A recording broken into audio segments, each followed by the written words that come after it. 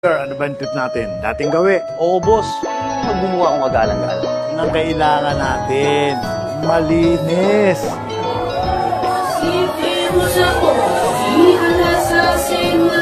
Alam mo ba yung mga tumatakbo na yan sa eleksyon?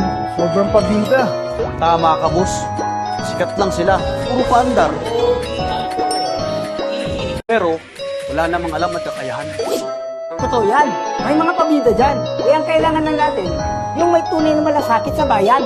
Kaya kailangan natin ng maayos na basehan sa pagpili ng kandidato. Yung hindi karapat-dapat, tanggalin na sa listahan. Nakakamiss talaga si Senador Miriam Defensor Santiago noon. Yun ang tipong senador na may paninindigan at taglay na talino. Sana nga magkaroon ulit tayo ng ganung senador. You may not like the person, you may not like her presence here, but you have to respect the office of the Vice President.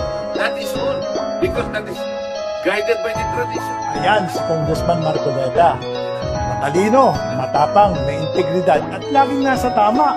Sabi nga nila, ng lalaking bersyon, si Senator Miriam. Yan ang klase ng kandidato na gusto ko. May malasakit at magmamahal sa bayan. Ayan ang hinahanap natin ngayon.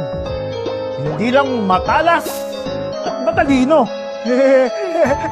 Kundi malinis pa at pulido ang serbisyo. Ang in-affirm ng court, yung suspension, hindi yung pagbabayan ng maximum fine. Meron kang intellectual dishonesty rito eh. Sana si Marcoleta ang iluklok natin sa Senado, yung may alam sa paggawa ng batas at may prinsipyo. Yan ang dapat na nasa Senado. Maayos, malinis at pulido. May integridad.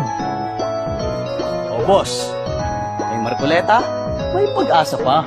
Save our country, save our country, Marcoleta! Kung gusto mo ng tunay na pagbabago, pumili tayo ng bago. Kay Marcoleta, may pag-asa ka.